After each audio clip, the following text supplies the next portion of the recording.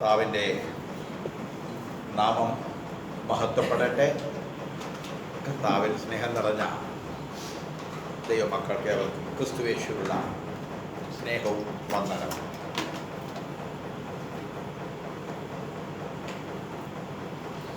Praise the Lord.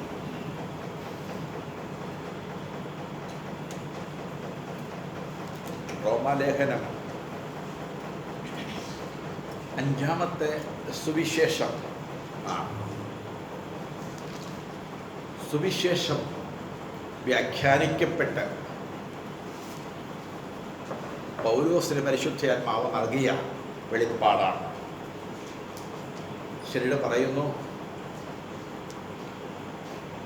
പിന്നെയും പാപം ചെയ്തുകൊണ്ടിരിക്കണം, അത് കുഴപ്പമില്ല എന്ന് പൗലോസ് പഠിപ്പിക്കുന്നു എന്ന ഒരു ദുർവ്യാഖ്യാനം ചിലരുന്നുണ്ടായി.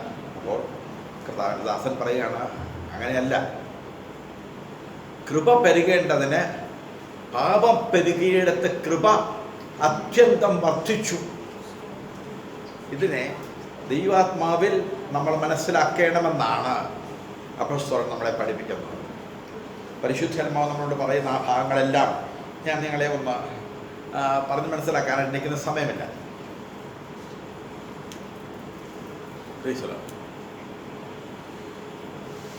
എൻ്റെ 6-ാം വാക്യം പറയുന്നു, നാം ഇനി പാപത്തിന് അടിമപ്പെടാതെ വേണം പാപശരീരത്തിന് നീക്കം വരേണ്ടതിന് നമ്മുടെ പഴയ മനുഷ്യൻ അവനോടുകൂടെ ക്രൂശിക്കപ്പെട്ടു എന്ന് നാം അറിയുന്നു. ഒരു തിരിച്ചറിവാണ് ക്രിസ്തീയ ജീവിതം. ക്രിസ്തീയ ജീവിതം തിരിച്ചറിയുന്നില്ലെങ്കിൽ, ക്രിസ്തീയ ജീവിതം തിരിച്ചറിവ് നമുക്കുണ്ടാകുന്നില്ലെങ്കിൽ നമ്മുടെ ആത്മീയ ജീവിതം എന്നും ഒരു മുരടിച്ച അവസ്ഥയിലേക്ക് വരും. അങ്ങനെ ഒരിക്കലും സംഭവിക്കാം. വെറുതെ കേട്ടുപോകാനല്ല, വിവേചിച്ച് മനസ്സിലാക്കണം എന്താണ് ഈ പുസ്തകത്തിൽ ഈ 6-ാം അധ്യായത്തിലൂടെ അപ്പോസ്തലൻ പറയാൻ ആഗ്രഹിക്കുന്നത്. 4 ഭാഗങ്ങളായിട്ട് വേണമെങ്കിൽ റോമാലേഖനത്തെ തിരിക്കാം. ഒന്നാമത്തേത് 1 മുതൽ 5 വരെ നീതീകരണമാണ് വിഷയം.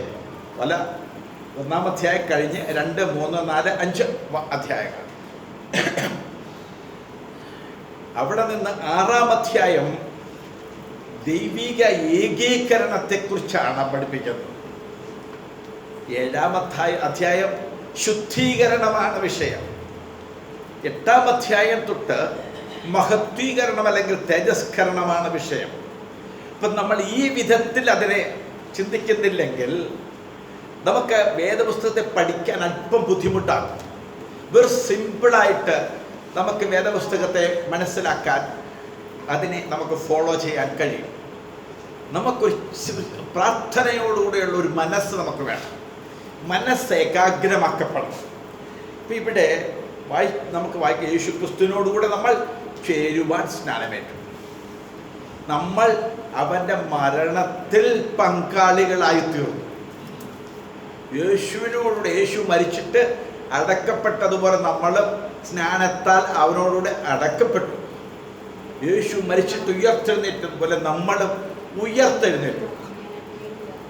ഇത് നമ്മളാരും കണ്ടിട്ടില്ല. നമ്മൾ മരിച്ചെന്നും നമ്മൾ അടക്കപ്പെട്ടെന്നും നമ്മൾ ഉയർത്തെഴുന്നേറ്റെന്നും നമ്മൾ പിതാവിൻ്റെ മഹിമയിൽ വലത്തുഭാഗത്തിരിക്കുന്നെന്നും നമ്മൾ വിശ്വാസത്താൽ വചനത്തിൻ്റെ വെളിപ്പാടിലൂടെയാണ് അത് കാണുന്നത്.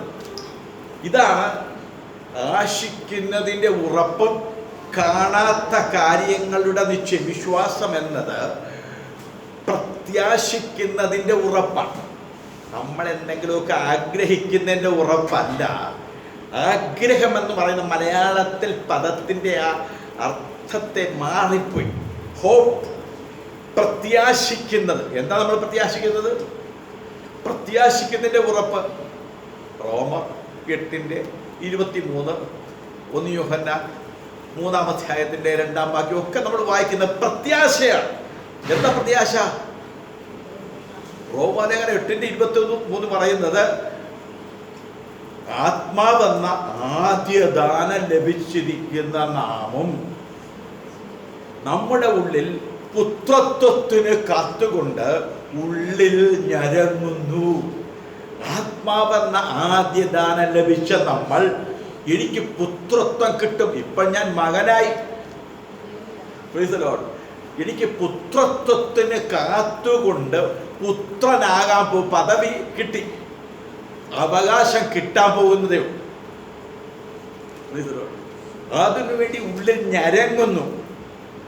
എന്നിട്ട് അവിടെ പറയുക, ഈ പ്രത്യാശയാലല്ലോ നമ്മൾ രക്ഷിക്കപ്പെട്ടിരിക്കുന്നത്, ഈ പ്രത്യാശയാലാണ് നമ്മൾ രക്ഷിക്കപ്പെട്ടത്. അപ്പൊ എന്താണ് ആശിക്കുന്നതിൻ്റെ ഉറപ്പ്?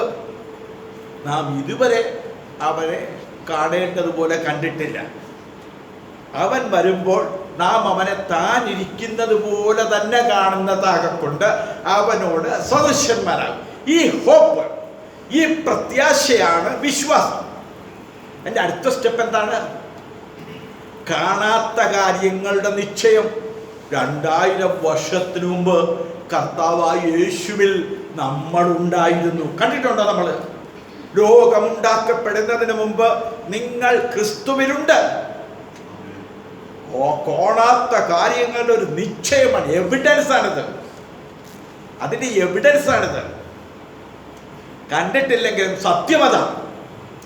ആ ക്രൂശിൽ കർത്താവ് പെടഞ്ഞ് മരിച്ചപ്പോൾ നമ്മളും അവനോടുകൂടെ ക്രൂശിക്കപ്പെട്ടു. നമ്മളും അവനോട്. ഇതിനെയാണ് ബൈബിൾ പറയുന്ന വിശ്വാസം. പക്ഷെ നമ്മുടെ ഉള്ളിൽ എന്തായിരുന്നു വിശ്വാസം? നിങ്ങൾ ഒരു സ്കൂട്ടർ, ഞാനും അങ്ങനെ പ്രാർത്ഥിച്ചിട്ടുണ്ട്, അതാ പറഞ്ഞു.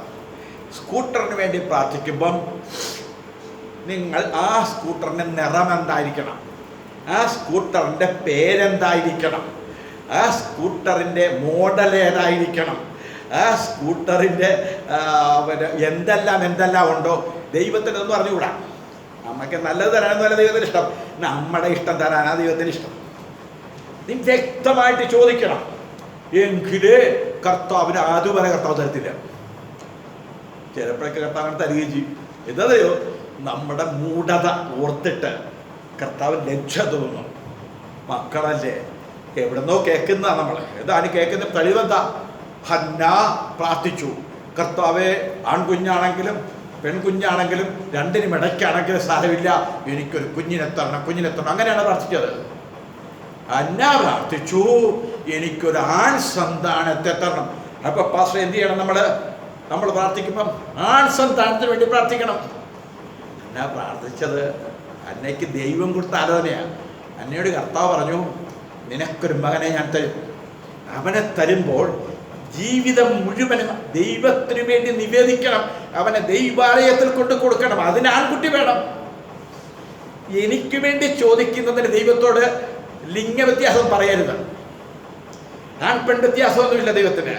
എന്നാൽ ദൈവത്തിന് വേണ്ടി പുരോഹിത ശുശ്രൂഷ ചെയ്യാൻ ഒരു ആൺകുട്ടി വേണം. കാരണം ഏലി പുരോഹിതന്റെ മക്കൾ ഹോഫ്നി ഫീനഹാസും വഴിപിഴച്ചുപോയി, ദർശനം നഷ്ടപ്പെട്ടു. അവിടെ ഒരു ദൈവവേലക്കാരനെ വേണം. അന്നയോട് പറഞ്ഞു, നീ ഒരു മകന് വേണ്ടി പ്രാർത്ഥിക്കണം. അവിടെ ഉള്ളിൽ ആത്മാവ് പ്രചോദനം കൊടുത്തു, അത് ചെയ്യണം. നിങ്ങളോട് ദൈവാത്മാവ് പറയുകയാണ് ഇന്നതിന് വേണ്ടി പ്രാർത്ഥിക്കാൻ പറഞ്ഞാൽ പ്രാർത്ഥിച്ചു. അതല്ലെങ്കിൽ കാറിൻ്റെ നിറവും കാറിൻ്റെ പേരും ഒന്നും പറയണ്ട. ഞങ്ങളെക്കാളും എന്നെക്കാളും ബുദ്ധിയുള്ളവരാ കർത്താവ്. അതാണ് ഏറ്റവും നല്ലത് നമുക്ക് തരാൻ. ഇതൊക്കെ എവിടുന്ന്? ബുദ്ധമത വിശ്വാസത്തിൽ നിന്ന് വരുന്നതാണ്. ബുദ്ധമതത്തിൻ്റെ തിയറി അങ്ങനെ. അവിടെ നിന്നും യേശുവിനെ അറിഞ്ഞു വന്നവരുടെ ഒരു കൂട്ടം പഠിപ്പിക്കലാണ്. പിന്നീട് അവരത് തിരുത്തിയിട്ടുണ്ട്. അങ്ങനെയല്ല പ്രാർത്ഥിക്കേണ്ടത്, ദൈവഹിതപ്രകാരം പ്രാർത്ഥിക്കണമെന്ന് അവർ തിരുത്തിയിട്ടുണ്ട്. അതൊരു ഞാൻ ആവശ്യം പറയുന്നില്ല. അപ്പം ആശിക്കുന്നതിൻ്റെ ഉറപ്പും കാണാത്ത കാര്യങ്ങളുടെ നിശ്ചയവും. ഞാൻ 2000 വർഷത്തിന് യേശുവിൻ്റെ കൂടെ മരിച്ചു. സത്യത്തിൽ മരിച്ചവരാണോ നമ്മൾ? ഞാൻ അടക്കപ്പെട്ടു, എന്നെ ഇപ്പം കാണാനില്ല. ഞാൻ ഉയർത്തെഴുന്നേറ്റു. ഞാൻ പിതാവിൻ്റെ വലത്തുഭാഗത്ത് പിതാവിനോടുകൂടി യേശുവിൻ്റെ കൂടെ സ്വർഗത്തിൽ ഇരുത്തപ്പെട്ടു. എഫെസ്യർ 2 ഞാൻ പറഞ്ഞു, നമ്മൾ സ്വർഗത്തിൽ ഇരുത്തപ്പെട്ടു. ഈ സത്യം കാണാവോ? എങ്കിൽ നിങ്ങൾ വിശ്വാസികളാണ്. ഈ സത്യമാണ് നമ്മളെ വിശ്വാസികളാക്കുന്നത്. ഞങ്ങൾ വിശ്വസിച്ചപ്പോൾ കർത്താവ് ഇങ്ങനെ ചെയ്തു അങ്ങനെ ചെയ്തു, അതല്ല വിശ്വാസം. അത് ഒലിച്ചു പോകുന്ന വിശ്വാസമാണ്. ഇത് നിലനിൽക്കുന്ന വിശ്വാസം. കർത്താവിനെ സ്തോത്രം ചെയ്യുന്നു. അപ്പോൾ നിങ്ങൾ പാപശരീരത്തിന് അടി നീക്കം വരേണ്ടതിന് നമ്മുടെ പഴയ മനുഷ്യൻ അവനോട് ക്രൂശിക്കപ്പെട്ടു എന്ന് അറിയുന്നു. അങ്ങനെ ഞാൻ ക്രൂശിക്കപ്പെട്ടു 2000 വർഷത്തിനു മുമ്പെന്ന് അറിവുള്ളവർ, പരിജ്ഞാനമുള്ളവർ കരം ഉയർത്താമോ?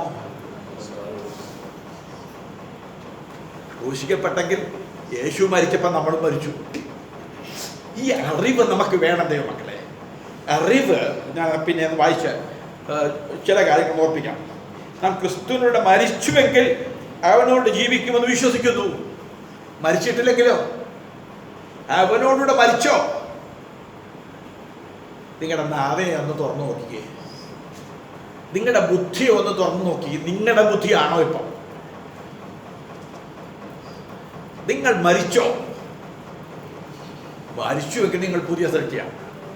പുതിയ സൃഷ്ടിയാണെങ്കിൽ ഇവിടുത്തെ ചെറുപ്പക്കാരിലെ എൻ്റെ മകനേക്കാൾ നന്നായിട്ട് പാടിയത്, എൻ്റെ മകളേക്കാൾ നന്നായിട്ട് പാടിയതും ഇന്നയാളിൻ്റെ മകളാണെന്ന്, മകനാണെന്ന് ഒന്ന് അടുത്തിരിക്കുന്ന ആൾ പറയും, അവൻ ആത്മീയൻ, അവൾ ആത്മീയ. എൻ്റെ മകൻ്റെ അത്ര നിൽക്കാൻ ആരുണ്ട്?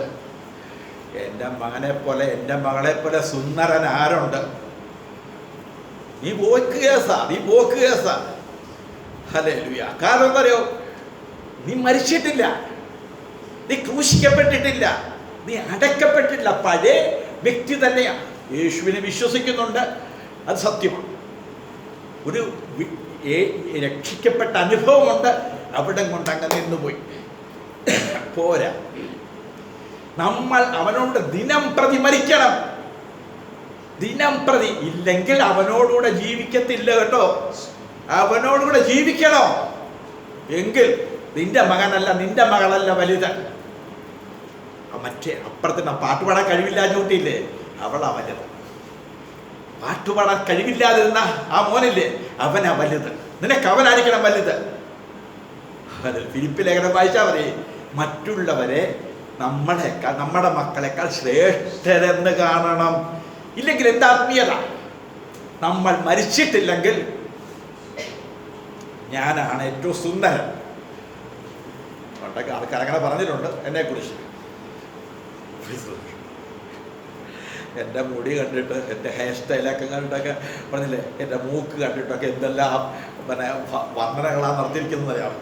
ഞാനൊന്നും പറയുന്നില്ല. ഇപ്പം ചില ഭാഗങ്ങൾ കണ്ടിട്ട് പറയും കൂണനാണെന്നും പറഞ്ഞില്ലേ, കൊള്ളത്തില്ലെന്നൊക്കെ പറയുന്നതുകൊണ്ട് ഞാൻ പറയുന്നത് എന്തെങ്കിലും ഒന്ന് കണ്ടിട്ട് പൊങ്ങണ്ട.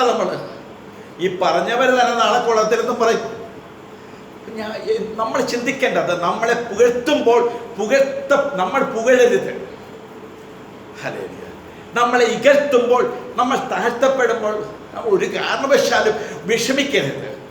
ദൈവം അനുവദിക്കാതെ എൻ്റെയും നിങ്ങളുടെ ജീവിതത്തിൽ ഒരാൾ പോലും ഇങ്ങനൊന്ന് വിരൽ ചൂണ്ടത്തില്ല. ഇതിനെയാണ് ബൈബിൾ പറയുന്നത്, ഞാൻ അവനോട് മരിച്ചു എന്ന് പറയുന്നത്. യാദൃശ്യമല്ല സഹോദരങ്ങളെ, യാദൃശ്യമല്ല. പെരിയ ദൈവസഭയിൽ ഓരോ പ്രവൃത്തിയിലും ദൈവാത്മാവിൻ്റെ നടത്തിപ്പും ദൈവത്തിൻ്റെതായിരിക്കുന്ന പരിപാലനങ്ങളും ഉണ്ടാകും.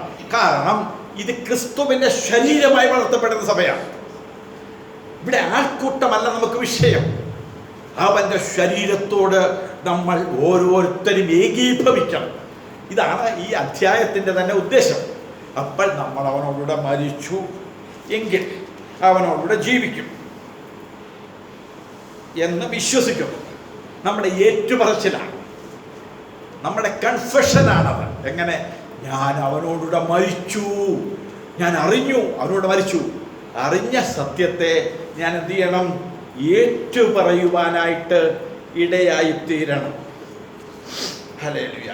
അപ്പം നമ്മുടെ ഏറ്റുപറച്ചിലൂടെയാണ്, നമ്മുടെ നവീകരണത്തിലൂടെയാണ് കാര്യങ്ങളെല്ലാം എങ്ങനെ മനസ്സ് പുതുക്കപ്പെടണം. നമ്മൾ മനസ്സ് പുതുക്കാൻ ഓരോ നിമിഷവും നമ്മൾ നമ്മുടെ ആത്മീയ ജീവിതത്തെ ഏറ്റുപറഞ്ഞുകൊണ്ട് നടക്കണം. ഞാൻ പെട്ടെന്ന് പോകട്ടെ. ക്രിസ്തു മരിച്ചിട്ട് ഉയർത്തെഴുന്നേറ്റിരിക്കയാൽ ഇനി മരിക്കയില്ല കേട്ടോ. ഇനി യേശുവിന് മരണം ഇല്ല. മരണത്തിന് അവൻ്റെ മേലിനി കർത്തൃത്വമില്ലെന്ന് നാം അറിയുന്നു. ഉണ്ടോ? യേശു കർത്താവിൻ്റെ മേൽ ഇനി മരണത്തിന് കർത്തൃത്വമില്ല. കാരണം അവൻ്റെ മർത്യ ശരീരത്തിൽ നിന്നും അവൻ തേജസ്കരിക്കപ്പെട്ടു. ഇനി യേശു കർത്താവിന് മരണമില്ല എന്ന് നാം അറിയണം, നമ്മൾ ഉറപ്പാക്കണം, നമ്മൾ അത് ഏറ്റെടുക്കണം. അവൻ മരിച്ചത് പാപസംബന്ധമായി ഒരിക്കലായിട്ട് മരിച്ചു. നമ്മുടെ പാപത്തിന് വേണ്ടി അവൻ ഒരിക്കലായിട്ട് മരിച്ചു. അവൻ ജീവിക്കുന്നു, ദൈവത്തിന് ജീവിക്കുന്നു. ഹല്ലേലൂയ. എല്ലാ ഭാഗങ്ങളും ഞാൻ ടച്ച് ചെയ്യാതെ പോകട്ടെ. അവണ്ണം നിങ്ങളും പാപസംബന്ധമായി മരിച്ചവരെന്നും ക്രിസ്തുവേശുവിൽ ദൈവത്തിന് ജീവിക്കുന്നവരെന്നും നിങ്ങളെ തന്നെ എണ്ണണം, കൗണ്ട് ചെയ്യണം. ഞാൻ പാപത്തിന് മരിച്ചവനാണ്. പാപത്തിന് മരിച്ചവരെന്ന് ക്രിസ്തുവേശുവിൽ ദൈവത്തിന് ജീവിക്കുന്നു. ഒരു ചിന്ത എൻ്റെ ഉള്ളിലുണ്ട്, അതൊന്ന് പങ്കുവെക്കാൻ. എത്രത്തോളം ഇന്ന് സാധിക്കുമെന്ന് എനിക്കറിയത്തില്ല. എവിടെ സാധിച്ചാലും സാധിച്ചില്ലേലും ഞാൻ ആ കൃത്യസമയത്ത് അങ്ങനെ പ്രൈസലോ. പാപത്തിന് മരിച്ചവരെന്ന് ഞാൻ എണ്ണണം. ഓരോ ദിവസവും എങ്ങനെ എണ്ണണം? ഞാൻ പാപത്തിന് മരിച്ചു വരാം എന്ന് വെച്ചെന്നാൽ ഈ കണ്ണങ്ങോട്ട് നോക്കാൻ പറയുമ്പോൾ കൊണ്ണ എണ്ണണം. പാപത്തിന് ഞാൻ മരിച്ചതാണ്. നാവ് ഇങ്ങോട്ട് പൊങ്ങി വരുമ്പോൾ പറയണം, എൻ്റെ പാപത്തിന് ഞാൻ മരിച്ചതാണ്. അങ്ങോട്ട് അണ്ണാക്കിലോട്ട് ഹല്ലേലൂയ. കൈ ഇങ്ങനെ പൊങ്ങി വരുമ്പോൾ പറയണം, ഞാൻ പാപത്തിന് മരിച്ചതാണ്. പാപം ചെയ്യാൻ കഴിയാത്ത വണ്ണം നമ്മളെ പാപത്തിന് മരിച്ചവരെ എണ്ണുക. നമ്മളെ തന്നെ അങ്ങനെ കൗണ്ട് ചെയ്ത് നമ്മുടെ മനസ്സിനെ നവീകരിക്കുക, പുതുക്കിക്കൊണ്ടിരിക്കുക. എന്നിട്ട് ആ ഒരു ഭാഗം കൂടെ ഒന്ന് വായിക്കാം. ആകയാൽ ഇങ്ങനെയാണെങ്കിൽ പാപം നിങ്ങളുടെ മർത്യശരീരത്തിൽ അതിൻ്റെ മോഹങ്ങളെ അനുസരിക്കുമാർ ഇനി വാഴരുത്. അങ്ങനെയാണെങ്കിൽ അത് 3 കാര്യം ഞാൻ പറഞ്ഞു. 3 കാര്യം ഇപ്പം ഞാൻ വായിച്ച് കേൾപ്പിച്ചു. ഒന്ന് പറയാമോ? 1, നിങ്ങൾ മരിച്ചവരെന്ന് അറിയണം. യേശു മരിച്ചതുപോലെ അവനോടുകൂടെ നമ്മളും മരിച്ചവരെന്ന് അറിയണം. 2, ഇനി പാപത്തിന് എൻ്റെ മേൽ കർത്തൃത്വമില്ലെന്ന് ഞാൻ പാപത്തിന് മരിച്ചവരെന്ന് ക്രിസ്തുവേശു ദൈവത്തിൽ ജീവിക്കുന്നത് എണ്ണണം. ഞാൻ അങ്ങനെ തന്നെ എന്നെ പുതുക്കിക്കൊണ്ടു വരണം. എൻ്റെ നാവ് അതിന് കിട്ടത്തില്ല, എൻ്റെ ബുദ്ധി അതിന് കിട്ടത്തില്ല എന്ന് എണ്ണി. 3, പാപം നിങ്ങളുടെ മർത്യശരീരത്തിൻ്റെ മോഹങ്ങളനുസരിക്കുമാർ വാഴരുത്. പാപത്തിൻ്റെ വാഴ്ച നഷ്ടപ്പെട്ടു പോയി. പാപത്തിൻ്റെ അധികാരം പിശാചിനായിരുന്നു. പിശാചനെ തല തകർത്തപ്പോൾ പാപത്തിൻ്റെ വാഴ്ച നഷ്ടപ്പെട്ടു പോയി. പാപത്തിൻ്റെ സ്വാധീനമുണ്ട്, പാപത്തിൻ്റെ പ്രലോഭനം വരും. പാപത്തിന് എന്നെ വലിച്ചു കൊണ്ടുപോകാൻ പറ്റത്തില്ല. ഞാൻ ചെന്നിട്ട് പിടിക്കുക, ചേട്ടാ ഞാൻ കൂടെ വരുന്നത് പറഞ്ഞാൽ പാപം കൊണ്ടുപോയി നമ്മളെ നശിപ്പിക്കും. പാപം ഇനി നിങ്ങളുടെ മേൽ വാഴരുത്. കാരണം പാപത്തിൻ്റെ വാഴ്ച കർത്താവ് കാൽവരിയിൽ അവൻ്റെ ആയുധവർഗം നശിപ്പിച്ചു കളഞ്ഞു. എൻ്റെ സഹോദരങ്ങളെ, ഈ ദൈവവചനത്തിൻ്റെ വെളിപ്പാടൊന്ന് കിട്ടിയാൽ ആത്മീയ ജീവിതം വർധനവിൽ നിന്നും വർധനയിലേക്ക് നമുക്ക് പോകും. ഇനി ഞാൻ പറയുന്ന കാര്യം ഒന്ന് ശ്രദ്ധിച്ചേക്കാം. വെറുതെ ബൈബിളിൻ്റെ വാക്യങ്ങളൊന്നും പറയാൻ ചിലപ്പോൾ എനിക്ക് സമയം കിട്ടിയത് വരത്തില്ല. നിങ്ങളുടെ അവയവങ്ങളെ കണ്ണ്, നാവ്, ചിന്ത, ബുദ്ധി, ഒന്നാമത്തെ നമ്മുടെ ചിന്തകളെ നീതിയുടെ അവയവങ്ങളായി സമർപ്പിക്കണം. 4, നീതിയുടെ അവയവങ്ങളാണ് ഈ അവയവങ്ങൾ. നമ്മളുടെ ശരീരത്തിൽ എന്തെല്ലാം അവയവങ്ങളുണ്ട്? ഇത് ദൈവത്തിൻ്റെ അവയവങ്ങൾ, ദൈവനീതിക്ക് വേണ്ടിയുള്ള അവയവങ്ങളെന്ന് നിങ്ങൾ സമർപ്പിച്ചു കൊടുക്കണം. 2024 അവസാനത്തെ സൺഡേയിൽ ദൈവത്തിൻ്റെ പരിശുദ്ധാത്മ നമ്മോട് പറയുകയാണ്, 2025 വിജയത്തിൻ്റെ വർഷമായിരിക്കും. 2025 കർത്താവിൻ്റെ കൂടെ നടക്കുന്ന വർഷമായിരിക്കും. നിങ്ങളുടെ ജീവിതം ഒന്ന് സമർപ്പിച്ച് കൊടുത്തു നോക്കൂ. ഞാൻ പറയുന്നത് ഇത് എന്നെ കൊണ്ട് സാധ്യമാണോ എന്നുള്ളത് സമർപ്പിക്കണം. നമ്മളതിന് വാഴരുത്, നമ്മളങ്ങനെ എണ്ണണം, നമ്മളങ്ങനെ അറിയണം.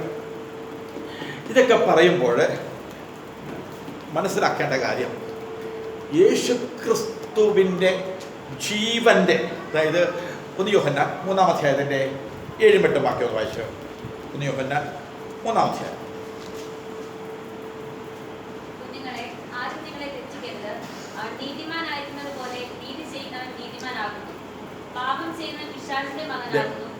ഒന്ന് ശ്രദ്ധിക്കേ, ആരെങ്കിലും ഒരു പാപം ചെയ്യുന്നെന്ന് വിചാരിച്ചു, ആരുമില്ലാത്തപ്പം, അങ്ങനെ ഞാനില്ലാത്തപ്പം എൻ്റെ ഒരു കുറ്റം നിങ്ങൾ പറയും, നിങ്ങളില്ലാത്തപ്പം നിങ്ങളുടെ ഒരു കുറ്റം ഞാൻ പറയും. ഞാൻ ആരുടെ മകനാ? ദൈവത്തിൻ്റെ മകനാണോ പിശാചിൻ്റെ മകനാണോ? നിങ്ങൾ ദൈവത്തിൻ്റെ വചനപ്രകാരം ഉരച്ചു നോക്കണം. ആരും കണ്ടില്ലാത്ത, ആരും കേട്ടിട്ടില്ലാത്ത ഒരു ചിന്തയിൽ ഒരു പാപം എൻ്റെ ഉള്ളിൽ കയറി വന്നു. ഈ സഭയ്ക്കകത്ത് അല്ലെങ്കിൽ അവിടെ പോയാൽ എന്നെ താഴ്ത്തത്തേ ഉള്ളൂ, എന്നെ കുറച്ച് കാണിക്കത്തേ ഉള്ളൂ, എൻ്റെ കഴിവുകളെ അവിടെ പ്രയോജനപ്പെടുത്തത്തില്ല എന്ന ഒരു ചിന്ത എൻ്റെ ബുദ്ധിമണ്ഡലത്തിൽ കയറിക്കൂടുമ്പോൾ എന്താ സംഭവിക്കുന്നത്? ഞാൻ ആരുടെ മകനാണെന്ന് ഉടനെ ധ്യാനിക്കണം. കർത്താവ് പറഞ്ഞു, അന്ന് വന്ന കർത്താവിൻ്റെ അടുക്കെ വന്ന കർത്താവിനെ വിശ്വസിച്ച യഹൂദന്മാർ, കർത്താവ് പറഞ്ഞ വാക്കറിയാമോ? നിങ്ങൾ അബ്രഹാമിൻ്റെ മക്കളെന്നല്ല നിങ്ങൾ പറയുന്നത്. നിങ്ങൾ അബ്രഹാമിൻ്റെ മക്കളായിരുന്നെങ്കിൽ അബ്രഹാമിൻ്റെ പ്രവൃത്തി ചെയ്യുമായിരുന്നു. നിങ്ങളോ പിശാച് എന്ന പിതാവിൻ്റെ മക്കൾ. ഇതാരാ പറഞ്ഞത്? നമ്മുടെ കർത്താവ്. നിങ്ങളോ പിശാച് എന്ന പിതാവിൻ്റെ മക്കൾ. ഭക്തന്മാരോടാ പറഞ്ഞത്. സ്തോത്രം. ഇന്ന് കർത്താവ് ഇവിടെ വന്നിട്ടില്ലേ? കർത്താവ് നമ്മളോട് എന്തു പറയും? നിങ്ങളുടെ കണ്ണുകളിലേക്ക് നോക്കിയാൽ, നിങ്ങളുടെ ബുദ്ധിയിലേക്ക് നോക്കിയാൽ, നിങ്ങളുടെ ചിന്തകളിലേക്ക് നോക്കിയാൽ നിങ്ങൾ ഏത് പിതാവിൻ്റെ മക്കളാണ്? 2 പിതാവേ ഉള്ളു ലോകത്തിൽ. 2 പിതാക്കന്മാരുടെ മക്കളാണ് ലോകത്തിലുള്ളത്. ഒന്ന് പിശാച് എന്ന പിതാവിൻ്റെ മക്കൾ, ഒന്ന് കർത്താവിൻ്റെ മക്കൾ.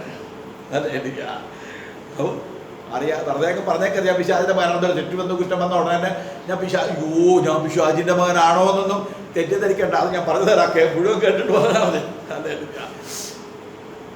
പിശാചിൻ്റെ മക്കൾ ആരെന്നും ദൈവത്തിൻ്റെ മക്കൾ ആരെന്നും നമുക്കിതിനെ തിരിച്ചറിയാം. നിങ്ങൾ ദൈവത്തിൻ്റെ മക്കൾ എന്ന് ഇവിടെ ഇപ്പം നമ്മൾ വായിച്ചു. എൻ്റെ 7-ാം അധ്യായം 7-ാം വാക്യം. നിങ്ങളെ ആരും തെറ്റിക്കരുത്, അവൻ നീതിമാനിക്കുന്ന നീതി ചെയ്യുന്ന നീതിമാനാണ്. നീതി ചെയ്യാനാണ് നമ്മൾ വിളിച്ചിരിക്കുന്നത്. എന്നിട്ട് പറയുക, പാപം ചെയ്യുന്ന പിശാചിൻ്റെ മകനാകുന്നു. പിശാച് ആദ്യം മുതൽ പാപം ചെയ്യുന്നല്ലോ. പിശാചിൻ്റെ പ്രവൃത്തിയുടെ അഴിപ്പാൻ തന്നെ ദൈവപുത്രൻ പ്രത്യക്ഷനായി. എന്നിട്ട് 9-ാം വാക്യം. ദൈവത്തിൽ നിന്ന് ജനിച്ചവൻ ആരും പാപം ചെയ്യുന്നില്ല, അവൻ്റെ വിത്ത് അവനിൽ വസിക്കുന്നു. ദൈവത്തിൽ നിന്ന് ജനിച്ചതിനാൽ അവനെ പാപം ചെയ്യുവാൻ കഴിയുകയുമില്ല. എന്ത് മനസ്സിലായി? ഒരു വിത്ത്. ഏദൻ തോട്ടത്തിൽ ഒരു പഴം പറിച്ചു തിന്നു അമ്മച്ചിമാർ, അപ്പച്ചനും അമ്മച്ചിയും കൂടെ ഒരു പഴം പറിച്ചു നിന്നു. തിന്നപ്പോൾ അകത്ത് ഒരു വിത്ത് വന്ന് വളർന്നു. ജ്ഞാനത്തിൻ്റെ വിത്ത്, സ്വയത്തിൻ്റെ വിത്ത്, അറിവിൻ്റെ വിത്ത് ഒരു അപ്പച്ചൻ്റെ അമ്മച്ചിയുടെ ഉള്ളിൽ വന്നു. പിന്നെ ആദാമിൽ സകല മനുഷ്യരും പാപികളായി. എല്ലാവരുടെ അകത്ത് ഈ വിത്തുണ്ട്. ഇവരെന്ത് ചെയ്യുന്നറിയാമോ? ഈ വിത്ത് ചിലരുടെ ഉള്ളിൽ നല്ല വളം കൊടുക്കുവര്. അപ്പനും അമ്മയും കള്ളുകുടിയന്മാരാണെന്ന് ചോദിച്ചു, അപ്പനും അമ്മയും മോഷ്ടാക്കളാണെന്ന് വിചാരിച്ചോ? ഇവൻ വളം തോന്നി. ഇവന് നല്ല വളമാണ്, ഈ വിത്തിന് നല്ല വളമാണ്. ഇവൻ കുഞ്ഞിലേ മോഷണം തുടങ്ങും, ഇവൻ കുഞ്ഞിലേ കള്ളുകുടിക്കാൻ തുടങ്ങും. കാരണം ഇവൻ്റെ വിത്ത് വളരുന്നുണ്ട്. ചിലരുടെ വിത്ത് വളരത്തില്ല, ചില ശാഖകൾ മാത്രമേ വളരത്തുള്ളൂ, മറ്റേ അധാർമികതകൾ വളരത്തില്ല. അകത്ത് കിടക്കുന്ന ആദാമിലുള്ള നമ്മുടെ വിത്ത് വളരുമ്പോൾ ചിലരിനത് ആരും അറിയത്തില്ല. ചിരിച്ചു കാണിക്കുന്ന മാന്യനായ വ്യക്തി, ഉള്ളിൻ്റെ ഉള്ളിൽ ഭയങ്കര അഹങ്കാരമാണ്. അത് കാണത്തക്കവണ്ണമുള്ള ഒരു ഫലമൊന്നും അവർക്ക് മാത്രമേ മനസ്സിലാകത്തുള്ളത്. എന്നാൽ ഒരാൾ മോഷ്ടിക്കുന്ന ഫലങ്ങൾ പുറത്തുള്ളവർക്ക് മനസ്സിലാവും. വ്യഭിചാരം ചെയ്യുന്ന ഫലങ്ങൾ പുറത്തുള്ളവർക്ക് മനസ്സിലാകും. ആത്മനിന്ദയുണ്ട് മനുഷ്യൻ്റെ ഉള്ളിൽ, ആത്മനിന്ദയുണ്ട്. മറ്റുള്ളവരെ ഒരിക്കലും ബഹുമാനിക്കാത്തവരുണ്ട്. ചിരിക്കാൻ ഹൃദയപൂർവം ഒന്ന് ചിരിക്കാൻ കഴിയാത്ത, കാരണം മറ്റുള്ളവരെ ബഹുമാനിക്കാത്തതുകൊണ്ടാണ്. മറ്റുള്ളവരെ ശ്രേഷ്ഠരെന്നെണ്ണുന്നവർ എങ്ങനെയായിരിക്കും അവരുടെ മുഖഭാവം? എന്തൊരു സന്തോഷത്തിൻ്റെ ചിരിയായിരിക്കും. ഒരാളെ ഈ ലോകത്തിൽ നിങ്ങൾക്ക് കൊടുക്കാൻ 100 രൂപ ഇല്ല, പോട്ടെ, നിങ്ങൾക്കൊരു ചിരി കൊടുക്കണം. ചിരിച്ച് ഒന്ന് കെട്ടിപ്പിടിച്ച്, നിന്റെ കുഴപ്പമല്ല, നിനക്കത് പറ്റത്തില്ല. നിന്റെ അകത്തിരിക്കുന്ന വിത്ത് എന്താ? അകത്ത് വീണ് കിടക്കുന്ന വിത്ത് എന്താ? അപ്പം ഇത് സാധാരണ മനുഷ്യൻ ചെയ്യുന്നത്, സമൂഹത്തിൻ്റെ മുൻപിൽ ഈ പഴങ്ങളെല്ലാം പറിച്ചു കളയും, ചിലര് പൂക്കളൊക്കെ പറിച്ചു കളയും, ചിലര് ശിഖരങ്ങളൊക്കെ വെട്ടിക്കളയും. പക്ഷേ അകത്ത് മൂത്ത വേരാണ്. മൂത്ത വേര് അവസരം വരുമ്പോൾ ആ കയ്പിൻ്റെ വേരങ്ങ് മുളച്ച് അതിനകത്ത് ഫലം കായ്ക്ക്. സഭ തകർന്നു, കലക്കിക്കളഞ്ഞു, കുടുംബം തകർന്നു പോയി. കാരണം പുറമേ ഒന്നും അറിയത്തില്ലത്, അകത്ത് വേരി പിടിച്ച് കിടക്കുക. നമ്മളെല്ലാം പുറത്തുനിന്ന് പറിച്ചു കളയും. പുറത്തുനിന്ന് പറിച്ചു കളഞ്ഞതുകൊണ്ട് ഈ മനുഷ്യൻ രക്ഷിക്കപ്പെട്ടിട്ടില്ല. അകത്തുനിന്ന് ഇവൻ നല്ലതാകാൻ വേണ്ടി ശ്രമിക്കുന്നത്.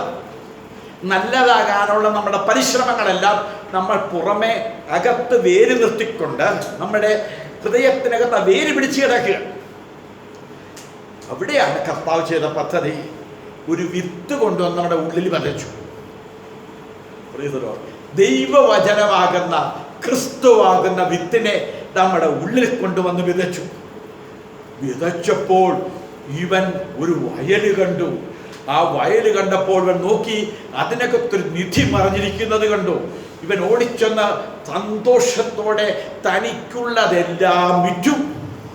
സന്തോഷത്തോടെ ചെന്ന് തനിക്കുള്ളതെല്ലാം വിറ്റിട്ട് മറഞ്ഞിരിക്കുന്ന നിധി മറഞ്ഞിരിക്കുന്ന വയല് ഇവൻ ചെന്ന് വാങ്ങി. എൻ്റെ പ്രിയപ്പെട്ടവരെ, ഈ വിത്ത് കണ്ടവൻ, ദൈവവചനമാകുന്ന വിത്ത് ഒരാളിൻ്റെ ഉള്ളിലേക്ക് വരണമെങ്കിൽ സന്തോഷത്തോടെ നിന്റെ പഴയ വിത്തിനെ മുഴുവനും നീ പകയ്ക്കണം. സന്തോഷത്തോടെ വിറ്റ് കളയണം. കർത്താവിനെ സമർപ്പിക്കണം. നിന്റെ പാരമ്പര്യത്തിൻ്റെ ശാപങ്ങളടങ്ങുന്ന കുറേ വിത്തുകളുണ്ട്. നല്ലതെന്ന് തോന്നുന്ന, മഹിമയെന്ന് തോന്നുന്ന, ശ്രേഷ്ഠതയെന്ന് തോന്നുന്ന എല്ലാം ക്രിസ്തുവിൻ്റെ പരിജ്ഞാനത്തിന് വിരോധമായി പൊങ്ങുന്ന എല്ലാ ഉയർച്ചയും ഇടിച്ചു കളയണം. ദൈവത്തിൻ്റെ പരിജ്ഞാനത്തിനെയും എതിർക്കുന്ന, വചനത്തിൻ്റെ വെളിപ്പാട് നഷ്ടപ്പെടുത്തുന്നതില്ല. എൻ്റെ പ്രിയപ്പെട്ട, ഞാൻ ഓർപ്പിക്കട്ടെ, ഈ വിത്ത് അവിടെ ഇരുന്നാൽ രണ്ടും കൂടെ വളരും. ദൈവവചനമാകുന്ന വിത്ത് എന്ന് വീണു. എവിടാ വീണത്? മുള്ളിൻ്റെ ഇടയിൽ. എന്ത് സംഭവിക്കും? മുള്ളിൻ്റെ ഇടയിലാണ് ഈ വിത്ത് വീണത്. ഇപ്പൊ കർത്താവ് എന്താ പറഞ്ഞത്? ഇവിടെ പറഞ്ഞത് അവൻ്റെ വിത്ത് അവനിൽ വസിക്കുന്നു. ഏത് വിത്തായത്? ജീസസ് ആകുന്ന വിത്ത്, യേശു കർത്താവാകുന്ന വിത്ത് എൻ്റെ അകത്ത് വന്നു. ഇപ്പൊ മുള്ളിൻ്റെ ഇടയിലാണ്. ഇപ്പൊ ജീസസ് ഞെരുങ്ങി, മുള്ളിൻ്റെ ഇടയിൽ കിടന്ന് ഞെരുങ്ങി വളർന്നു നിൽക്കുന്ന മുള്ള. പക്ഷെ പേരെന്താ? കയ്യടിയുണ്ട്, ആരാധനയുണ്ട്, വിടുതലുണ്ട്, കെട്ടുമുണ്ട്, എല്ലാം ഉണ്ട്. പക്ഷേ അകത്ത് വളർന്നു നിൽക്കുന്നത് മുള്ളാണ്. ഹല്ലേലൂയ. എന്താണ് മുള്ള്? ഈ ലോകത്തിൻ്റെ ചിന്തകൾ, ഇഹലോകത്തിൻ്റെ വഞ്ചനകൾ, ഈ ലോകത്തിൽ ചിന്തകളെ കൊണ്ട്, ദൈവരാജ്യത്തിൻ്റെ ചിന്തകളെ കൊണ്ട് നിറയ്ക്കാൻ പറ്റാത്തൊരു നിലം. 2, ധനത്തിൻ്റെ വഞ്ചന. ഈ ലോകത്തിൻ്റെതായിരിക്കുന്ന ചിന്തകളും ധനത്തിൻ്റെ വഞ്ചനയുമുള്ള ആ മുള്ള് നമ്മൾ മനഃപൂർവ്വം പിഴുതെറിയണം. വേര്, അതിൻ്റെ വേര് നമ്മൾ മനഃപൂർവ്വം പിഴുതണം, നമ്മൾ മനഃപൂർവ്വം എണ്ണണം. എൻ്റെ അകത്ത് വചനത്തിൻ്റെ വിത്ത് വീണു. അങ്ങനെ വന്നാൽ എന്താ സംഭവിക്കുന്നത് ഞാനൊന്ന് പറയാം.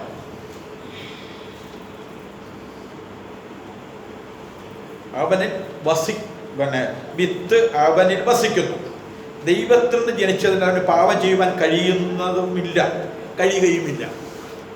ഈ വിത്തുണ്ടെങ്കിൽ, ഒരാളിൻ്റെ ഉള്ളിലുണ്ടെങ്കിൽ, ഞാൻ ഇത്രയും മാത്രം, ഇവിടെ ആരും മദ്യപിക്കുന്നവരില്ല, മോഷ്ടാക്കൾ ആരും ഇവിടെയില്ല, ഇവിടെ ആരും കൊലപാതകം ചെയ്യുന്നവരില്ല, ഇവിടെ ആരും വ്യഭിചാരത്തിന് പോകുന്നവരില്ല. പക്ഷേ വിത്ത് അവനിലുണ്ട്, പാപം ചെയ്യുവാൻ കഴിയത്തില്ലെന്ന് പറഞ്ഞ പാപം എന്താ? നമ്മുടെ കർത്താവ് നമ്മുടെ അകത്ത് വന്ന ക്രിസ്തുവാകുന്ന വിത്ത് നമ്മൾ വളരുന്നുണ്ടോ എന്ന് നമ്മൾ ചിന്തിക്കണം. നമ്മളായിട്ട് ചെയ്തുണ്ടാക്കുന്നത് ഒന്നുമല്ല. കർത്താവ് നമ്മോട് പറഞ്ഞിരിക്കുന്നത് എന്താ? ഞാൻ വിശുദ്ധനാകയാൽ നിങ്ങളും വിശുദ്ധരായിരിക്കും എന്ന് വെച്ചാൽ എന്നെ പോലെ നിങ്ങൾ വിശുദ്ധരാകണം. ഇതുവരെ കർത്താവായ യേശുവിനെ പോലെ വിശുദ്ധിയിൽ ജീവിച്ചവർ ഒന്ന് കരമുയർത്താം. ഞാൻ താഴ്ത്തിയിട്ടു. ആകയാൽ നിങ്ങളുടെ സ്വർഗീയ പിതാവ് സൽഗുണപൂർണനായിരിക്കുന്നത് പോലെ നിങ്ങളും സൽഗുണപൂർണർ ആകുവിൻ.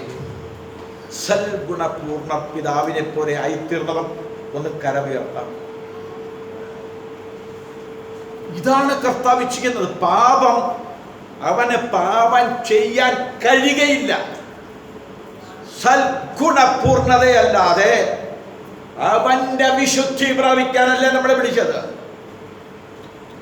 ഇതെങ്ങനെ സാധിക്കുമെന്നാണ് കർത്താവ് പറയുന്നത്. നമ്മളായിട്ട് ഇവിടെ ഒരു പ്രവൃത്തി ചെയ്യാനായിട്ടില്ല.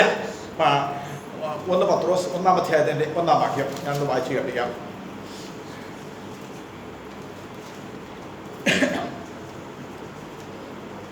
അതിന്റെ 2-ാം വാക്യം. ചിതറിപ്പാർക്കുന്ന പരദേശികളും പിതാവായ ദൈവത്തിന്റെ മുന്നറിവിനൊത്തോണം ആത്മാവിന്റെ വിശുദ്ധീകരണം പ്രാപിച്ച് അനുസരണം കാണിപ്പാനും യേശുക്രിസ്തുവിന്റെ രക്തത്താൽ തളിക്കപ്പെടുവാനുമായി വൃതന്മാരുമായവർക്ക് എഴുതുന്നത് നിങ്ങൾക്ക് കൃപയും സമാധാനവും വർദ്ധിക്കുമാറുണ്ട്. എങ്ങനെ? ദൈവത്തിന്റെ മുന്നറിവിനൊത്തോണം ആത്മാവിന്റെ വിശുദ്ധീകരണം. ഇത് നമ്മുടെ വിശുദ്ധിയല്ല, ഇത് പരിശുദ്ധാത്മാവിന്റെ വിശുദ്ധിയാണ്. പരിശുദ്ധാത്മാവാകുന്ന വിത്ത്, ദൈവമാകുന്ന വിത്ത് എൻ്റെ അകത്തു വന്നിട്ട് ആ പരിശുദ്ധാത്മാവിന്റെ വിശുദ്ധിയിലേക്ക് നമ്മളെ നയിക്കുന്നതാണ് വിശുദ്ധി എന്ന് പറയുന്നത്. റോമാലേഖനത്തിന്റെ 8:12 അറിയാമോ? ഒന്ന് വായിച്ചേ. റോമർ 8:12 നമ്മൾ സാധാരണ വായിക്കുന്ന വാക്യമാണ്. സഹോദരന്മാരെ, നാം ജഡത്തെ അനുസരിച്ച് ജീവിക്കേണ്ടതിന് ജഡത്തിനല്ല 8:12. സഹോദരന്മാരെ, ജഡത്തെ അനുസരിച്ച് ജീവിക്കേണ്ടതിന് ജഡത്തിനല്ല കടക്കാരായിരിക്കുന്നത്. ഈ ജഡത്തിന് വേണ്ടിയിട്ടാണോ ജീവിക്കുന്നത്? ജഡത്തിനാണ് നീ കടക്കാരനായിരിക്കുന്നത്. ദൈവാത്മാവിനെ അനുസരിച്ചല്ല നീ ജീവിക്കുന്നത്. 6.5 ദിവസം ജഡത്തിന് വേണ്ടി ജീവിച്ചു. എന്നാൽ ഇവിടെ ഇനി ചില മാറ്റങ്ങൾ സഭയ്ക്കകത്ത് വരുത്താൻ തന്നെ തീരുമാനിച്ചിരിക്കുകയാണ്. അത് ദൈവം സഹായിക്കുന്നു പറഞ്ഞു. നോക്കി, ഈ വർഷം പുതുവർഷത്തിൽ അങ്ങനെ സമർപ്പണത്തിലേക്ക് എത്താൻ നിൽക്കട്ടെ. ജഡത്തെ അനുസരിച്ച് നടക്കേണ്ടതിന് എന്ന് വെച്ചാൽ അങ്ങനെ ജോലി ചെയ്യരുതെന്നും വീട് നോക്കരുതെന്നും അല്ല. ജഡമെന്ന് പറയുന്നത് നമ്മുടെ ശരീരമല്ല.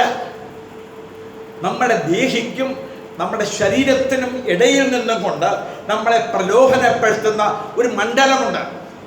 ആ ജഡിക മണ്ഡലത്തെ അനുസരിച്ചാണ് ജീവിക്കാൻ ദൈവപൂർവ്വം വേദനയോടെ പറയാം.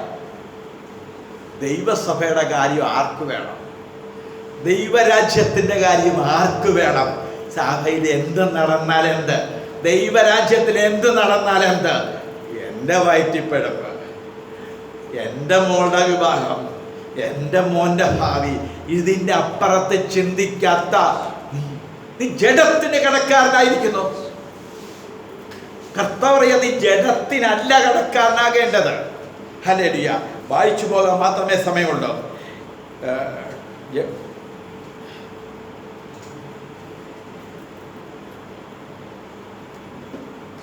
ഹല്ലേലൂയ.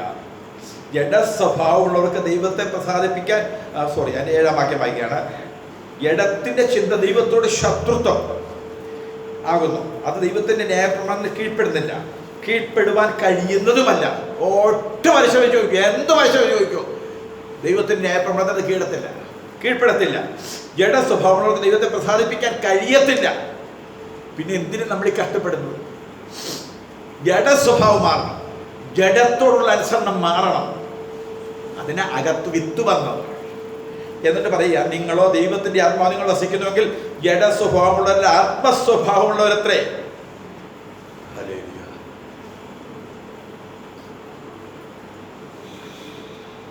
എൻ്റെ 14-ാമത്തെ വാക്യം, ദൈവാത്മാവ് നടത്തുന്നവർ ഏവരും ദൈവത്തിൻ്റെ മക്കൾ ആകുന്നു.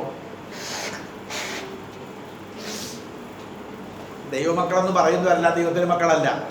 അല്ല, പിന്നെ ആരാ? ആ പരിശുദ്ധാത്മാവ് ഉള്ളവരും ദൈവത്തിൻ്റെ മക്കളല്ല. ഹലോ, അന്യഭാഷ പറയുന്നതല്ല ദൈവത്തിൻ്റെ മക്കളല്ല. പരിശുദ്ധാത്മാവ് ഉണ്ടെന്നുള്ള തെളിവ് അന്യഭാഷ. ദൈവത്തിൻ്റെ മക്കളാകണമെങ്കിൽ ആത്മാവിനാൽ നടത്തപ്പെടണം.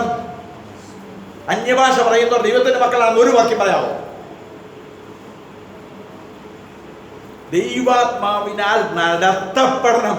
നിന്റെ നാവിനെ നോക്കിയാൽ നിന്റെ ചിന്ത ഇവിടെ ഇരിക്കുന്നവർക്ക് മനസ്സിലാവും. എൻ്റെ ചിന്ത എന്താണെന്ന് ഇവിടെ ഇരിക്കുന്നവർക്ക് മനസ്സിലാവും. എൻ്റെ ഉള്ളിലിരിപ്പ് എന്താണെന്ന് ഇവിടെ ഇരിക്കുന്നവർക്ക്, പുറത്തുകാർക്ക് മനസ്സിലാകും. ദൈവാത്മാവുള്ളവർക്ക് മനസ്സിലാവും. വളച്ചു കെട്ടാനൊന്നും പറ്റത്തില്ല. എത്ര ഒളിച്ചോടിയാലും നീ എവിടെയാണെന്നൊരു ചോദ്യത്തിന് പുറത്തു വരുന്ന നീ നിറം. ദൈവാത്മാവിനാൽ നടത്തപ്പെടാത്തവർ ദൈവത്തിൻ്റെ മക്കളല്ല. അവർ പകുതി പിശാചിനും പകുതി ദൈവത്തിനും കൂടെ ചിന്തിക്കുന്നവർ. ഹല്ലേലൂയ. ജഡത്തിനു വേണ്ടി ചിന്തിക്കുന്നവർ. റോമാലേഖനം 8-ാം വാക്യം അത് ഇങ്ങനെയാണ് വായിക്കുന്നത്. ജഡത്താരുടെ ബലഹീനത ന്യായപ്രമാണത്തിൽ കഴിയാൻ സാധിപ്പാൻ ദൈവത്തിൻ്റെ പുത്രനെ പാപജീവിതത്തിൻ്റെ സാദൃശ്യത്തിലും പാപനിമിത്തവും അയച്ചു. പാപത്തിന് ജഡത്തെ ശിക്ഷ വിധിച്ചു. അതിൻ്റെ സോറി ഞാൻ 3-ാം വാക്യം വായിച്ചത്. ജീവന്റെ ആത്മാവിൻ്റെ പ്രമാണം. ഒരു ജീവനുള്ള വിത്ത് എൻ്റെ അകത്ത് വന്നു. എൻ്റെ അകത്ത് വന്നത് ജീവനാണ്. ഈ വിത്തിനകത്ത് ആദാമിൽ കൂടെ വന്ന വിത്ത് മരണമാണ്. ആദാമിൽ കൂടെ എൻ്റെ അകത്തൊരു വിത്ത് വന്നത് കൊല്ലുന്ന വിത്താണ്. ന്യായപ്രമാണം കൊല്ലുന്ന ന്യായപ്രമാണം. ഇത് ജീവന്റെ പ്രമാണം. എൻ്റെ അകത്ത് ജീവനുള്ള ഒരു വിത്ത് വന്നു വീണു, അത് വളരാൻ തുടങ്ങി. രണ്ടും നമ്മൾ വ്യത്യാസം മനസ്സിലാക്കണം. എൻ്റെ അകത്ത് വീണ വിത്തേല ആദാമിലുള്ള വിത്ത്. നല്ല പ്രവൃത്തികൾ ചെയ്യാം, ഒരുപാട് സോഷ്യൽ വർക്ക് ചെയ്യാം, ഒരുപാട് ദാനധർമ്മങ്ങൾ ചെയ്യാം, ഒരുപാട് പ്രാർത്ഥിക്കാം, ഒരുപാട് ഉപവസിക്കാം. പക്ഷേ ആദാമിലുള്ള വിത്തിൽ നിന്നാണത്. എന്നാൽ ഇവിടെ നമ്മൾ 2-ാം അധ്യായത്തിൽ വായിച്ചത്, 8-ാം അധ്യായത്തിൻ്റെ 2-ാം വാക്യത്തിൽ വായിച്ചത് ജീവന്റെ ആത്മാവിൻ്റെ പ്രമാണം. ജീവന്റെ ആത്മാവിൻ്റെ ഒരു വിത്ത് എൻ്റെ അകത്ത് വന്നു വീണു. ഇത് വീണാൽ വളർന്നു വരുന്നവൻ പറയുന്നൊരു പദമാണ് ഹല്ലേലൂയ. എൻ്റെ അകത്തിനി പാപത്തെ എനിക്ക് സ്നേഹിക്കാൻ കഴിയത്തില്ല. ദൈവസഭ വിട്ടു പോകാൻ എനിക്ക് പറ്റത്തില്ല. ദൈവരാജ്യത്തിന് വേണ്ടി അധ്വാനിക്കാതെ എനിക്ക് ജീവിക്കാൻ പറ്റത്തില്ല. ഞാൻ കേവലം ഈ ഭൂമിയിലുള്ള എൻ്റെ ജഡമല്ല. പെട്ടെന്ന് ഞാൻ കടന്നു പോവുകയാണ്. യോഹന്നാൻ 14:15 കൂടെ ഒന്ന് വായിക്കാം. യോഹന്നാൻ 14:15 വായിച്ചിട്ട്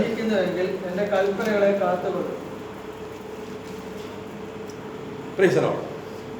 നിങ്ങൾ എന്നെ സ്നേഹിക്കുന്നു എങ്കിൽ എൻ്റെ കൽപ്പനകളെ കാത്തുകൊള്ളും. അടുത്ത വാക്യം. എന്നാൽ ഞാൻ പിതാവിനോട് ചോദിക്കും, അവൻ സത്യത്തിൻ്റെ ആത്മാവെന്ന വേറൊരു കാര്യസ്ഥനെ എന്നേക്ക് നിങ്ങളോട് ഇരിക്കേണ്ടത് നിങ്ങൾക്ക് തരും. കണ്ടോ, രോഗമോനെ കാണുകയോ അറിയുകയോ ചെയ്യാൽ അതിനവൻ ലഭിപ്പാൻ കഴിയുകയില്ല. നിങ്ങളോ അവൻ നിങ്ങളോട് കൂടെ വസിക്കുകയും നിങ്ങളിൽ ഇരിക്കുകയും ചെയ്യുന്നത് കൊണ്ട് അവനെ അറിയുന്നു. ഞാൻ നിങ്ങളെ അനാഥരായി വിടുകയില്ല. ഞാൻ നിങ്ങളുടെ അടുക്കൽ വരും. ഞാൻ പറഞ്ഞങ്ങ് ചുരുക്കട്ടെ. പ്രിയപ്പെട്ടവരെ, ഇത് വിശുദ്ധി, ഈ വിത്ത് ദൈവം കൊണ്ടുവന്ന് നമ്മുടെ ഉള്ളിൽ നട്ടതാണ്. ഇതിൻ്റെ ഉത്തരവാദിത്വം ദൈവത്തിന്. ഞാനായിട്ട് എന്തെങ്കിലും ഒരു 2 കൊരിന്ത്യർ 5:14-15 വാക്യങ്ങൾ, ക്രിസ്തുവിൻ്റെ സ്നേഹം ഞങ്ങളെ നിർബന്ധിക്കുന്നുവെന്നാണ്.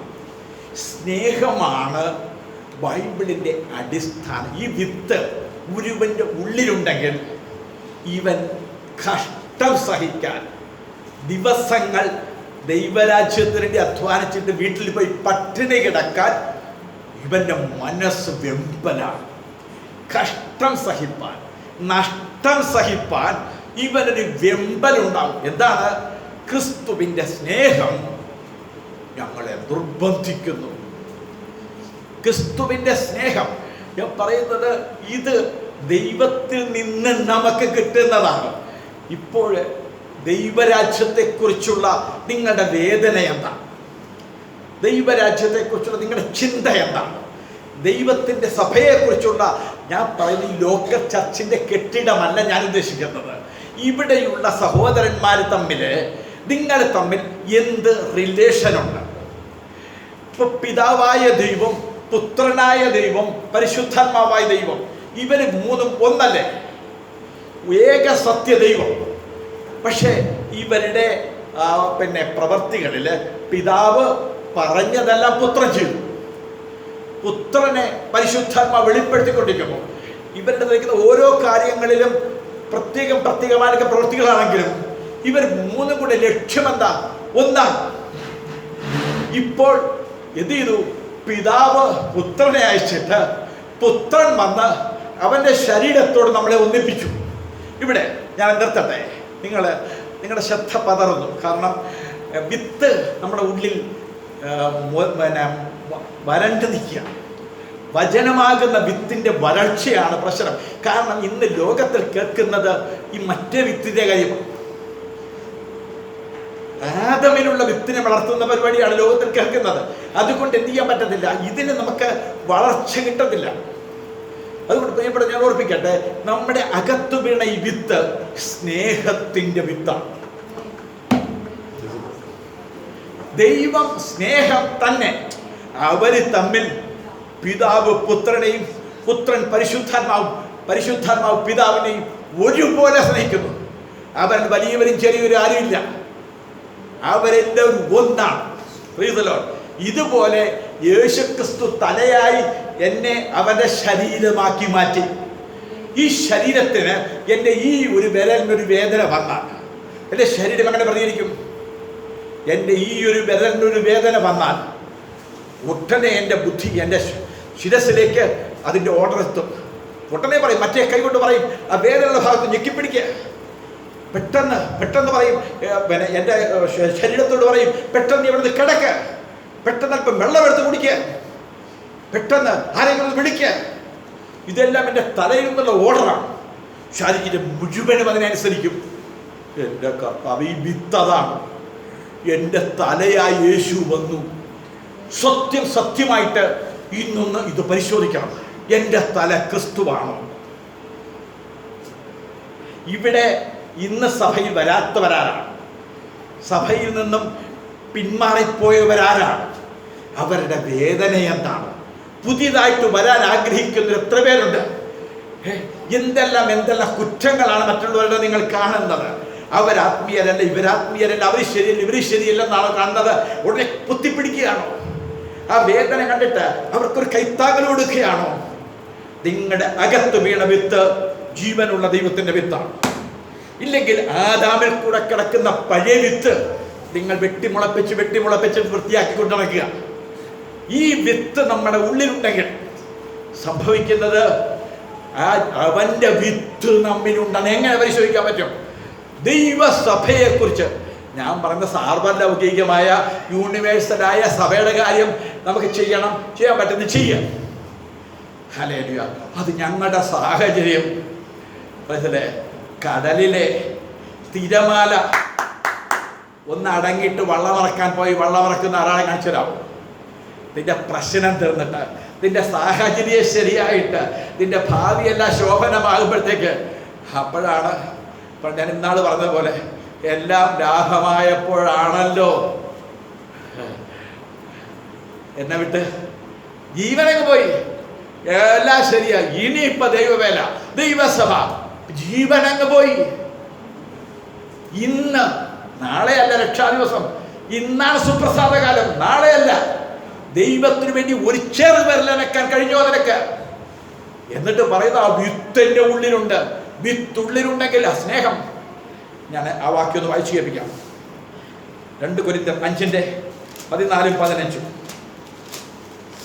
നിങ്ങൾക്കറിയാവുന്നതായിരിക്കാം, എന്നാലൊന്ന് വായിക്കാം. ആ,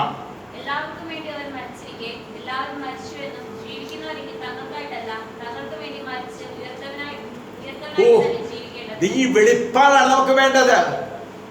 ക്രിസ്തുവിന്റെ സ്നേഹം എന്നെ നിർബന്ധിക്കുന്നു. അകത്ത് വിത്തുണ്ടോ, മുള വരും. മുള വന്നോ, ശിഖരങ്ങൾ വരും, പൂക്കൾ വരും, കായ്ക്കും.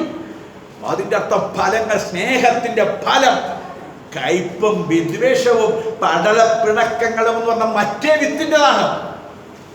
ഹല്ലേലൂയ. സ്നേഹം ഞങ്ങളെ നിർബന്ധിക്കുന്നു. ഉപവാസ പ്രാർത്ഥനയ്ക്ക് അത് പോയാൽ പോരാ. ഇവിടെ പാസ്റ്റേ മൈക്കുണ്ടല്ലോ, ഞങ്ങൾക്കൊന്ന് പോകണമെന്നാകുന്നുണ്ട്, പാസ് കൂടെ വരാമോ? ഇല്ലെങ്കിൽ ഞങ്ങൾ 2-3 സഹോദരന്മാരെ ഒന്ന് സംഘടിപ്പിച്ചോട്ടെ. ആത്മഭാരം നഷ്ടപ്പെട്ട പെനിയേൽ ദൈവസഭ. ആത്മാക്കളെ കുറിച്ച് കിട്ടുന്ന ഇങ്ങനെ പറഞ്ഞില്ല, ഒഴുകി വരുന്നതിനകത്ത് പിടിക്കാനല്ല, ഒഴുക്കിനെതിരെ നീന്തണം. ഒഴുക്കിനെതിരെ ഈ സ്നേഹം. ഈ ലോകത്തിൽ വന്നാൽ യേശുവിന് കിട്ടുന്നൊക്കെ യേശുവിന് അറിയാമായിരുന്നു. അത് മനസ്സിലാക്കിയിട്ടാണ് മഹത്വം മാറ്റി വെച്ചിട്ട് ഈ ലോകത്തിൽ വന്നത്. ഇത് നമുക്ക് മഹത്വം വേണം, മാനവം വേണം, പിന്നെ ശുശ്രൂഷ നടക്കത്തില്ല. നിന്നെ കൊല്ലുമെന്നാകത്ത പറഞ്ഞത്. നിങ്ങളെ കൊല്ലുന്നവരെല്ലാം ദൈവത്തിന് വേണ്ടി യാഗം കഴിക്കുന്നവർ തോന്നും. അങ്ങനത്തെ വിധത്തിലുള്ള ഈ മഹത്വമാർന്ന ശുശ്രൂഷ. ക്രിസ്തുവിന്റെ സ്നേഹം ഞങ്ങളെ നിർബന്ധിക്കുന്നു. എല്ലാവർക്കും വേണ്ടി ഒരുവൻ മരിച്ചിരിക്കെ എല്ലാവരും മരിച്ചു എന്നും ജീവിക്കുന്നവർ മരിച്ചെന്ന് പറയുന്നെങ്കിൽ ജീവിക്കുന്നവർ ഇനി തങ്ങൾക്കായിട്ടല്ല, തങ്ങൾക്ക് വേണ്ടി മരിച്ചു ഉയർത്തെഴുന്നേറ്റവനായിട്ട് തന്നെ ജീവിക്കേണ്ടതിന് അവൻ എല്ലാവർക്കും വേണ്ടി മരിച്ചു എന്ന് ഞങ്ങൾ നിർണയിച്ചിരിക്കുന്നു. ഇത്രയും പേർക്ക് വേണ്ടി ഒന്ന് മരിക്കാം, ഇത്രയും മന്ത്രിക്കുന്ന ഇത്രയും പേർക്ക് വേണ്ടി ഒന്ന് മരിക്കാൻ, 1 മണിക്കൂർ നഷ്ടം സഹിക്കാൻ, ഒരു ഹൃദയപൂർവ്വം ഒന്ന് കെട്ടിപ്പിടിച്ച് ഒന്ന് പുഞ്ചിരിച്ച് ആ മുഖത്തൊന്ന് ചുംബനം കൊടുക്കാൻ. ഹല്ലേലൂയ. ഹൃദയപൂർവ്വം അല്പസമയം ഇവിടെ ഇരുന്ന് ആത്മീയ കാര്യങ്ങളൊന്ന് പങ്കുവയ്ക്കാൻ, ഓരോരുത്തരുടെ വിശേഷങ്ങളൊന്ന് പങ്കുവയ്ക്കാൻ. അഥവാ കൈ കൊടുക്കാൻ വന്നാൽ കൊടുക്കാൻ ചെന്നാൽ സമയമില്ല. നമുക്ക് സമയം ബിസി. മറ്റവന്റെ വിത്താണ്, ആദാമിനുള്ള വിത്താണ് ബിസി, സമയമില്ല. അവൻ ആർക്ക് വേണ്ടി ജീവിക്കുന്നു? ജഡത്തിന് വേണ്ടി ജീവിക്കുന്നു, തങ്ങൾക്കായിട്ടല്ല. തങ്ങൾക്ക് വേണ്ടി മരിച്ചിട്ട് ഉയർത്തുന്നതിനായിട്ട്. ഇനി 2024 നമുക്ക് ഒരു 2 ദിവസമുള്ളൂ. 2 ദിവസം നമുക്കൊന്ന് പരീക്ഷിച്ച് നോക്കിയാലോ? സാധിക്കും. ഇവിടെ ഞാൻ പറഞ്ഞു നിർത്തുമ്പോൾ ഇത് നമ്മുടെ അകത്ത് വന്നിട്ട് നമ്മൾ ചെയ്യുന്നൊരു പ്രവൃത്തി അല്ല. ഇത് നമ്മുടെ അകത്ത് വിത്ത് കൊണ്ടുവന്നിട്ട്, ഇപ്പം ദൈവത്തിൻ്റെ മക്കൾ, പിശാചിൻ്റെ മക്കൾ, ദൈവത്തിൻ്റെ മക്കൾക്ക് ദൈവത്തിൻ്റെതായിരിക്കുന്ന ഒരു നടത്തിപ്പുണ്ട്. പിശാചിൻ്റെ മക്കൾക്ക് പിശാചിൻ്റെതായ ഒരു നടത്തിപ്പുണ്ട്. അതാണ് നമ്മളെ യോഹന്നാൻ്റെ 1-ാം ലേഖനത്തിൽ വായിക്കാനായിട്ട് ഇടയായിത്തീർന്നത്. 3-ാം അധ്യായത്തിൽ ഞാനൊന്നുകൂടെ വായിക്കാറ്. ദൈവത്തിന് ജനിച്ചവനാരും പാപം ചെയ്യുന്നില്ല, അവൻ്റെ വിത്ത് അവൻ വസിക്കും. ദൈവത്തിന് ജനിച്ചതിനാൽ അവന് പാപം ചെയ്യുവാൻ കഴിയത്തില്ലെന്നാണ് പറയുന്നത്. എന്ന് വെച്ചാൽ അതിൻ്റെ അർത്ഥം ഒന്ന് പറയാം. നിങ്ങൾ ചിന്തിച്ച്, ദൈവത്തിൻ്റെ വിത്ത് അവനിലുണ്ട്. അവന് പാപം ചെയ്യാൻ, മുഖമൊന്ന് കയ്പ് പിടിച്ചുകൊണ്ട് മുഖം ഒന്ന് വീർപ്പിക്കാൻ അവന് സാധിക്കത്തില്ല. കൈ കൊടുക്കാതെ പോകാൻ, അല്ല കെട്ടിപ്പിടിക്കാതെ പോകാൻ അവന് സാധിക്കത്തില്ല. എങ്ങനെ സംഭവിക്കുന്നു? ഇത് അവനിൽ നിന്ന് അങ്ങോട്ട് ഒഴുകുക. സാത്താൻ്റെ വിത്താണെങ്കിൽ അത് അവനിൽ നിന്ന് ഒഴുകുക. നമ്മളായിട്ടൊന്നും ചെയ്യുന്നില്ല ദൈവമക്കളെ. ഇപ്പോൾ ഞാനിപ്പം ഇങ്ങോട്ട് വന്നപ്പോൾ വിയർപ്പ് നാട്ടം ഉണ്ടാകാതിരിക്കാൻ നല്ല പെർഫ്യൂം അടിച്ചു. ആ പെർഫ്യൂം അടിച്ചെന്നാൽ അതിങ്ങനെ ഒഴുകുകയല്ലേ എൻ്റെ സ്മെല്ല്, അതിൻ്റെ സ്മെല്ല് അങ്ങോട്ട് ഒഴുകുകയല്ലേ. ഞാൻ എൻ്റെ വിയർപ്പ് നാറ്റമാണെങ്കിൽ അതങ്ങനെ ഒഴുകും. സാത്താൻ്റെ വിത്താണെങ്കിൽ, സാത്താൻ്റെ മകനാണെങ്കിൽ അതങ്ങോട്ട് ഒഴുകും. നീ പിടിച്ച് നിൽക്കുന്നില്ല. ദൈവത്തിൻ്റെ വിത്താണ്, നീ ഒന്നും ചെയ്യണ്ട. അകത്ത് പരിശുദ്ധാത്മാവ്, പുത്രനായ ദൈവം, പിതാവായ ദൈവം എൻ്റെ അകത്ത് താമസിക്കുന്നെങ്കിൽ സ്നേഹം എന്നെ നിർബന്ധിക്കും. ദൈവത്തെ സ്നേഹിക്കുന്നത് പറയാനും സ്നേഹിക്കാനും കള്ളത്തരം പറയാൻ എളുപ്പമാണ്. വ്യാജമാണ്, വ്യാജച്ചരക്കാണത്. കാണപ്പെടുന്ന ഈ 20 പേരെ, ഈ 30 പേരെ, ഈ 40 പേരെ അവർക്ക് വേണ്ടി സമയം ചെലവഴിക്കാൻ, അവർക്ക് വേണ്ടി കഷ്ടം സഹിക്കാൻ, അവർക്ക് വേണ്ടി നഷ്ടം സഹിക്കാൻ മനസ്സില്ലെങ്കിൽ ദൈവത്തെ സ്നേഹിക്കുന്നു പറയുന്നത് എന്താണ്? എൻ്റെ പേരെന്താ? കാണപ്പെടുന്ന സഹോദരനെ സ്നേഹിക്കാത്ത നീ, നിന്റെ സ്വന്തം സഹോദരൻ അയൽപക്കത്തുണ്ടെങ്കിലേ, നിന്റെ വീട്ടിൻ്റെ അടുത്തുണ്ടെങ്കിലേ, അവനോട് ചിരിക്കാത്ത, മാനിക്കാത്ത നീ ഈ പുസ്തകം പിടിക്കുന്നത് തന്നെ ദുർഗന്ധം വമിക്കും, ദുർഗന്ധം വമിക്കും. അവരുടെ തൊണ്ട തുറന്ന ശവക്കുഴി. ബൈബിൾ പറയുകയാണ്, അവർ വായി തുറന്നാൽ സഹോദരന്റെ കുറ്റമല്ലാതെ ഒന്നും പറയത്തില്ല. എന്നാൽ നമുക്ക് നന്മ കാണാം. നമ്മളെ ആ വിത്ത് വീണിട്ടുണ്ട്. ഇവിടെ ഇരിക്കുന്നവരെല്ലാവരിലും ആ ദൈവത്തിൻ്റെ വിത്ത് വീണവർ. പക്ഷേ ചിലരിൽ അല്പം വളർന്നു, അവിടെ കണ്ട് മുള്ളുവാണ്. ലോകത്തിൻ്റെ വിത്തിൻ്റെ വേര് പോയിട്ടില്ല. ആദാമിലുള്ള നമ്മുടെ വിത്ത് പരിശുദ്ധാത്മാവാം തീ ചെന്ന് അതിനെ ദഹിപ്പിക്കണം. ദഹിപ്പിച്ചിട്ട് ക്രിസ്തുവിൻ്റെ വിത്ത് വളരാൻ നമ്മൾ ഇടം കൊടുക്കണം. കിളച്ച് ആ ഭാഗങ്ങൾക്ക് എൻ്റെ വളം കൊടുക്കുന്നത്. ഈ വിത്തിന് വളം കൊടുക്കണം. എന്താണ്? ഞായറാഴ്ച പോകരുതെന്ന്, ഇവിടെയൊക്കെ കിടക്കാതെ വിചാരിക്കണം. ഒരു ദിവസമല്ലേ ആഴ്ച കിട്ടുന്നത്. അങ്കളെ ഞങ്ങൾ പോകുന്നില്ല, അങ്കളല്ലേ പറഞ്ഞ പോകുന്നില്ല, കഞ്ഞിട്ടോ അരി എളുപ്പത്തിട്ടോ പറഞ്ഞില്ലേ, നമുക്ക് ഇവിടെ നിന്നൊക്കെ പ്രാർത്ഥിക്കാം, സഹോദരങ്ങളുടെ വീട് സന്ദർശിക്കാം, നമുക്ക് പരിശോധന നടത്താം. വിത്തിനെ ഈ കട്ട ഉടച്ച് വെള്ളം കയറ്റി അതിനെ പിന്നെ നല്ല നിലമാക്കി മാറ്റണമെങ്കിൽ വില കൊടുക്കണം സഹോദരങ്ങളെ, വില കൊടുക്കണം. അല്ലാണ്ട് വാച്ച് നോക്കി സമയത്ത് വന്ന് വാച്ച് നോക്കി, അയ്യോ ഇന്നടുത്തൊരു പ്രോഗ്രാം ഉണ്ട്, ഇന്നടുത്ത് പോകണം പറയുന്ന നിന്റെ അകത്ത് ഇന്നലെ വേറെ കട്ടയായിരുന്നു, ഇന്ന് കരിക്കല്ലാണ്. ആ വിത്ത് മുരടിച്ച് നശിച്ചു പോകും. ഞാൻ വാക്കളെ വിസ്മരിക്കട്ടെ, സമയം കടന്നുപോയി. ദൈവത്തിൻ്റെ പരിശുദ്ധാത്മാവിനെ ദൈവം നമ്മളെ ഈ വചനത്താൽ നിറയ്ക്കട്ടെ. പ്രാർത്ഥിക്കാം.